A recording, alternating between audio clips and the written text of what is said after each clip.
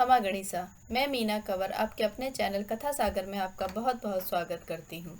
जैसा कि आप सबको पता है कि अभी कार्तिक का महीना चल रहा है, तो हम जो कार्तिक महीने के 30 अध्याय होते हैं वो 30 अध्याय को एक दिन में एक अध्याय करके हम पूरा करेंगे। तो कल हमने सुना था अध्याय 1 और आज हम सुनेंगे अध्याय 2। भगवान श्री कृष्ण आगे बोले, हे प्रिय, जब गुणवती को राक्षस द्वारा अपने पिता एवं पति के मारे जाने का समाचार मिला तो वह विलाप करने लगी। हाँ नाथ, हाँ पिता, मुझको त्याग कर तुम कहाँ चले गए? मैं अकेली स्त्री तुम्हारे बिना अब क्या करूं? अब मेरे भोजन वस्त्र आदि की व्यवस्था कौन करेगा? घर में प्रेम पूर्वक मेरा पालन पोषण कौन करेगा? मैं कुछ भी नहीं कर सकती। मुझ विधवा की रक्षा कौन करेगा? मैं कहाँ जाऊं? मेरे पास तो अब कोई ठिकाना भी नहीं रहा। इस प्रकार का विलाप करते हुए गुणवती चक्कर खाकर धरती पर गिर पड़ी और बेहोश हो गई। बहुत देर बाद जब होश आया तो वह पहले की ही भांति करुण विलाप करते हुए शोक सागर में डूब गई। कुछ समय के पश्चात जब वह संभली तो उसे ध्यान आया कि पिता और पति की मृत्यु के बाद मुझे उनकी क्रिया करनी चाहिए जिससे उनकी गति हो सके। इसलिए उसने अपने घर का सारा सामान बेच दिया और उससे प्राप्त धन से उसने अपने पिता एवं पति का श्राद्ध आदि कर्म किया। तत्पश्चात वह उसी नगर में रहते हुए 8 पहर भगवान विष्णु की भक्ति करने लगी। उसने मृत्यु पर्यंत तक नियम पूर्वक सभी एकादशियों का व्रत करके और कार्तिक महीने में उपवास एवं व्रत किए।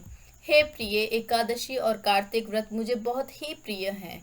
इनसे मुक्ति, भक्ति, पुत्र तथा संपत्ति प्राप्त होती हैं।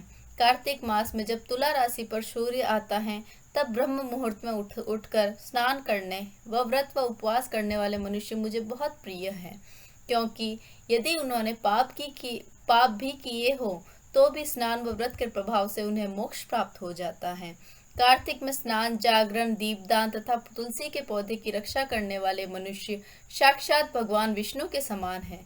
कार्तिक मास में मंदिर में झाड़ू लगाने वाले, स्वस्तिक बनाने वाले तथा भगवान विष्णु की पूजा करने वाले मनुष्य जन्म मरण के चक्कर से छुटकारा पा जाते हैं।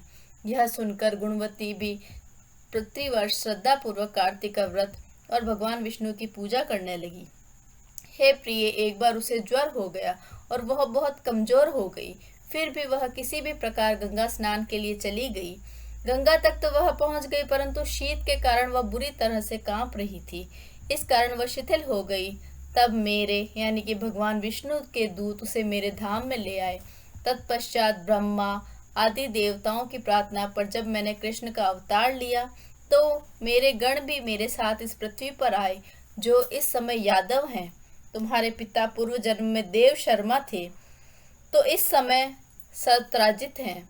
पूर्व जन्म में चंद्र शर्मा जो तुम्हारा पति था वह डाकू हैं, और हे देवी, तुम ही वह गुणवती हो। कार्तिक व्रत के प्रभाव के कारण ही तुम मेरी अर्धांगिनी हुई हो। पूर्व जन्म में तुमने मेरे मंदिर के द्वार पर तुलसी का पौधा लगाया था। इस समय वह तेरे महलों के आंगन में कल्प वृक्ष के रूप में विद्यमान है। उस जन्म में जो तुमने दीप दान किया था उसी कारण तुम्हारी देह इतनी सुंदर है और तुम्हारे घर में साक्षात लक्ष्मी का वास है। चूंकि तुमने पूर्व जन्म में अपने सभी व्रतों का फल पति स्वरूप विष्णु को अर्पित किया था, उसी के प्रभाव से इस जन्म में तुम मेरी प्रिय पत्नी हुई हो। पूर्व जन्म में तुमने नियम पूर्वक जो कार्तिक मास का व्रत किया था उसी के कारण मेरा और तुम्हारा कभी वियोग नहीं होगा। इस प्रकार कार्तिक मास में व्रत आदि करने वाले मनुष्य मुझे तुम्हारे समान प्रिय हैं। दूसरे जप तप यज्ञ दान आदि करने से प्राप्त फल कार्तिक मास में किए गए व्रत के फल से बहुत थोड़ा होता है, अर्थात कार्तिक मास के व्रतों का 16वां भाग भी नहीं होता है। इसी प्रकार सत्यभामा भगवान श्री कृष्ण के मुख से अपने पूर्व जन्म के पुण्य का प्रभाव सुनकर बहुत प्रसन्न हुई। यदि आपको मेरी ये कथा पसंद आई हो तो प्लीज़ चैनल को सब्सक्राइब करें, लाइक करें, शेयर करें और कमेंट करें। और कल हम सुनेंगे कार्तिक मास के अध्याय 3 की कथा। तब तक आप इसे सुनिए, व्रत कीजिए, और कार्तिक मास का फल तो आपको पता ही है। तब तक के लिए खमा गणिसा।